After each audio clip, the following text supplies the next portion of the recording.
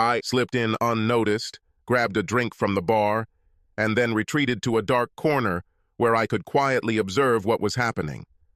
The late hour and cleared tables suggested that the celebratory portion of the dinner was over, and more than likely, so were all the speeches and bonus distribution.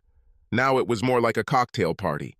The tables had been pushed back to create a dance floor, and the five-piece band was getting ready to perform. My focus was on the reason I came to this event. I watched her move through the crowd, talking to people and looking out at the world as if she were the lady of the house. I sensed it before he spoke. She's definitely something, isn't she? I turned around and saw a short man with a ruddy face standing to my left and a little behind. He held out his hand. Jack Branscombe. I work out of an office in Omaha. I took his hand, introduced myself, and said, "Do you know her?" "Not nearly as good as I would like. I came close once, but closeness only counts if you manage to have sex, right?" I was intrigued by his statement.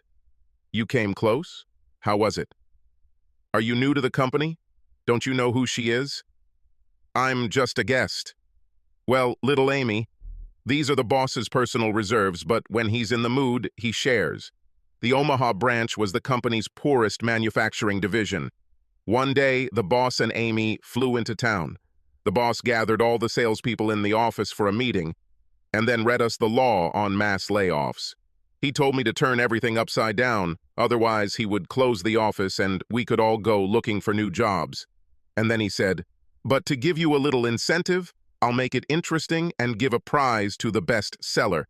Amy, show the boys what the winner gets." Amy performed a striptease for the boys that would put a professional stripper to shame. And then the boss said, "One night with Amy for the top-performing salesperson." I missed by a lousy 2,000. My sales were $1,562,000, but Miller beat me by $1,800. Miller, that's him over there. He said Amy showed him what heaven could be like. "Hey, here's my regional manager. I need to go and suck up." And he left me standing there, staring at my wife and wondering if I even knew her. It was Amy's company Christmas party, and I wasn't supposed to be there. I was supposed to be in New York on business, but events moved much faster than expected, and I was able to fly home 2 days earlier than planned. I tried to call Amy to tell her about this, but her office was closed for the day, and all I heard at home was the answering machine. When the plane landed, I saw that we still had plenty of time to go to a party, have a few drinks, and then take Amy home and try to make up for the week she was away. Now I didn't know if I should even bother returning home. The idea that my wife was a corporate whore seemed preposterous on the surface, but Jack didn't shy away at all when he made his statements. Amy was the executive secretary to Jason Billings, the company's president and CEO, and she actually traveled with him when he visited outlying offices. And that year, she went to Omaha 3 times. My heart was screaming, "Bullshit!" But my intuition was telling me, "Check this out." I sat in my corner, sipped my drink, and watched Miller. Half an hour later, he did what I was waiting for. He put down his glass and headed to the toilet, and I put down my glass and followed him. Luckily, he was the only one in the toilet when I entered. I walked over and looked at him and asked, "Miller, right?" He nodded and asked, "Do I know you?" "No, we've never met, but you're my hero." He looked at me strangely, as if he thought that maybe I was trying to hit on him, and then he said, "Why am I your hero?" "Because you had sex with Amy Beckman. Do you know how many guys in a group would cut off their left arm just to have coffee with it? You spent the whole night with her. I have to tell you, that puts you pretty high on the list of people I'd like to be like." I saw the relief on his face when he realized I wasn't a faggot trying to pick him up, and he smiled. "I was just lucky with the draw. Jack Branscombe beat me by $10,000 on the last day of the competition. I told all my customers about the competition and the prize, and almost all of them increased their orders by 1,000 or 2, which was just enough for me to win the jackpot. Hey, if you ever get the chance, you better lie, cheat, steal, or whatever you have to do because she's worth it."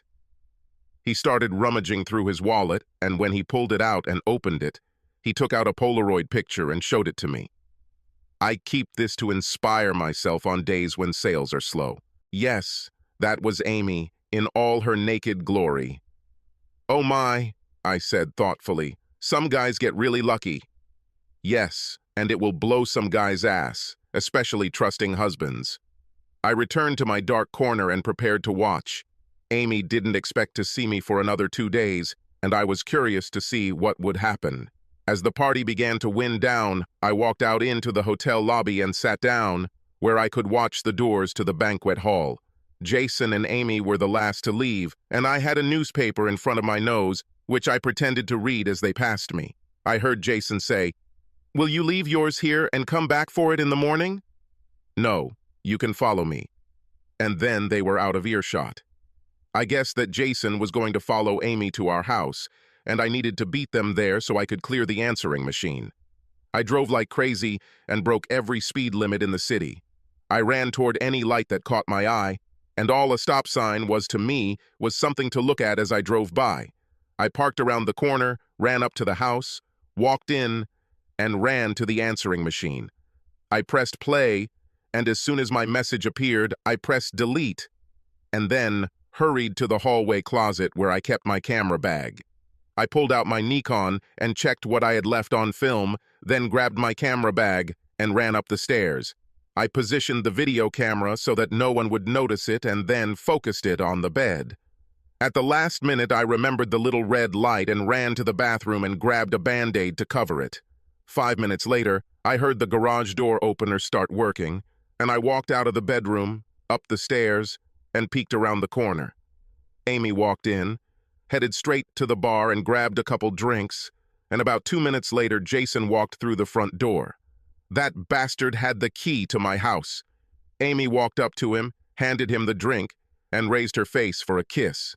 Jason took the drink, then leaned down and kissed Amy on the lips, which seemed to be accompanied by a slight flick of his tongue, and then the two of them walked over and sat on the couch. "I think everything went well tonight. You did a great job, as usual." Amy grinned. "That's why you pay me big money." "No, that's not true, and you know it. I'm paying you big money because you're the hottest ass this side of the Mississippi. Your effectiveness in other areas is just an unexpected bonus. Speaking of which, I hope you were happy with your fee." "You've been more than generous, Jason. There should have been more, especially after you had Feldman wrapped around your little finger last night. He couldn't say enough good things about you. Did he stay the night?" "Yes, and I didn't get much rest that night. He especially loves to have dirty sex, and I'm tired of it. Tonight you will have to be content with only love and easy sex." "I thought you would never ask." And he stood up and undressed. Amy finished her drink and then asked, "How long will you stay with me?" "All night, baby. Nancy is visiting her sister for 3 days. How soon do I have to leave?" "You can stay until tomorrow evening. Hubby arrives at 2 o'clock the next day." "Why can't I sleep with you tomorrow too?" "Because I want to be as fresh as a daisy when Mark gets home." "Are you sure he doesn't suspect anything?" "No, honey, he's ignorant. He loves me, and in his opinion I can do no wrong." And then she walked up to Jason, lowered her head, and began to please him. Jason leaned back on the couch, and I saw a satisfied smile appear on his face. I wanted to go down there and punch him in the face, but I controlled my anger. I would take revenge, but it wouldn't be my way. I had several friends who went through divorce, and they were tormented and left to bleed by the courts and lawyers, and I was full of confidence that this would not happen to me. But I needed the right pictures, and I needed Amy to take Jason into the bedroom where the video camera could capture them. Pictures with sound are much better than still pictures, but I still needed the Nikon for backup. "God, baby, but you're amazing at this," he said, as Amy stood up and began to undress. When she was wearing only nylon stockings and high heels, she slowly turned around in front of him. "Do you like it?" "You know what to like, baby. I can admire you." "That's good, lover boy, because Amy missed you today. So let's go upstairs and see what you can do to help me solve my problem." Jason got up from the couch and, accompanied by Amy, headed towards the stairs. I returned to the bedroom and climbed into the closet, and a few moments later the two of them entered the room. Amy was still in her heels and stockings, And I don't think I've ever seen a more erotic sight, but not what I was looking for in terms of photos. I want it, Jason. I want you. I'm ready, love. Love me. Have sex with me, Jason. I saw and heard them having sex. I was forced to endure it in the closet and wait for the right moment to take photos. I was on edge. I wanted to jump out of the closet and start shooting with Nikon, but I wanted to get as much video as possible. I especially liked the parts where Amy screamed Jason's name. I had to force myself to be patient and wait, watch and listen. In the end, I couldn't stand it. I no longer had the strength to look at it. I heard and saw enough. I pushed the closet door and headed towards the bed. I still managed to get 5 good shots before the two realized they weren't alone. I just kept moving around and taking pictures until I ran out of film. Jason ran out of the bedroom and down the stairs to where his clothes were, and a minute or two later, I heard the front door slam. Lying on the bed, Amy cried and tried to speak at the same time. "What are you doing here?" she asked, more as an accusation than as a question. "You should be in New York." "Yes. Well, Amy, I guess you just can't rely on me for anything." "What are you going to do?" "I'll check into a hotel tonight and see my lawyer first thing in the morning. After that, I'll step back and look at what's left." "Why are you going to a lawyer?" "Because that seems to be how you usually get a divorce." "Divorce?" "Yes, honey. This is what usually happens when one partner in a marriage catches the other cheating. And from what I learned tonight, you were cheating in droves. I will ask the lawyer to set up a time when I can come back and pick up my things. It would be better if you weren't here." I turned to leave and she screamed, "Don't go, Sam, I can explain. It's not what you think." But I just kept going.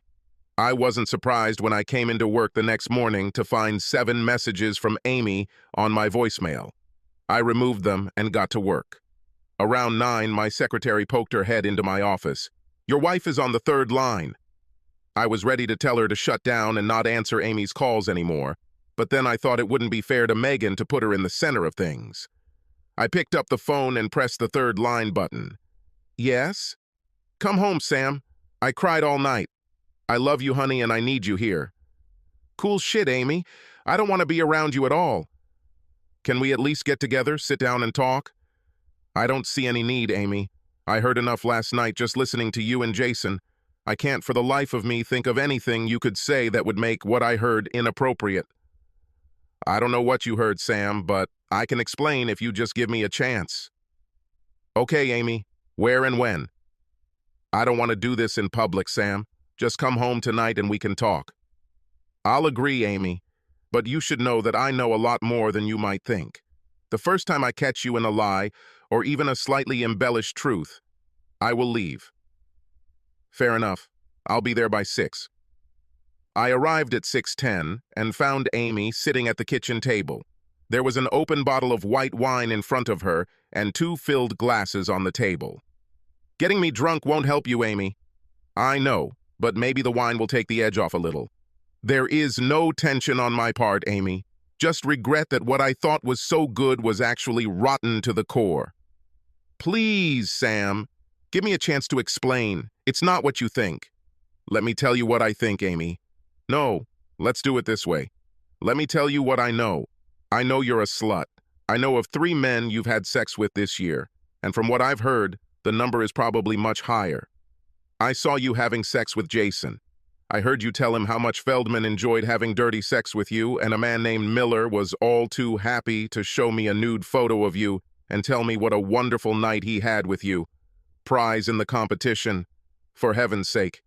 You were the prize in a competition for some fucking degenerate from Omaha. What can you say to make this all go away?" "Okay, Sam, I get the picture. I'm a slut in round heels. But there is a reason for all this, and that is what I want to explain. It won't make me go away or heal the wounds, but I need you to know why I did what I did, even if you won't accept it or understand it." "Okay, go ahead, I'm listening." "I'm ambitious, Sam. I want more from my life, at least in terms of work. I tried my best to be the best I could be to become Jason's secretary so I could use that as a springboard, and it worked, at least until last night. I haven't seen or spoken to Jason since he left home last night, so I don't know what my status is right now. Jerry Winters was retiring next month, and Jason was going to give me Jerry's job.